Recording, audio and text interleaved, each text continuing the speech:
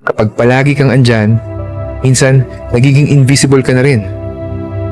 May mga taong hindi umaalis, pero hindi rin napapansin. Laging nandyan, laging nauuna. Una sa pag-intindi, una sa pag-alala.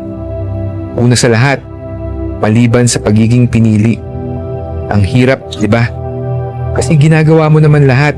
Tahimik kang sumasalo kahit hindi mo trabaho. Tahimik kang nag-a-adjust kahit ikaw na yung nasasakal.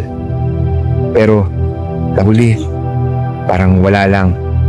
Parang expected lang na laging ikaw ang magbibigay. Na kahit hindi ka okay, kailangan mong maging okay. Para sa kanila. Nakakainis, nakakapagod, nakakawala ng halaga. Kasi hindi mo na alam kung pinapahalagahan ka pa ba or nasanay na lang silang nandyan ka palagi. Pero hanggang kailan? Hanggang kailan mo kakayaning itaya ang sarili sa mga taong hindi marunong magtanong kung pagod ka na?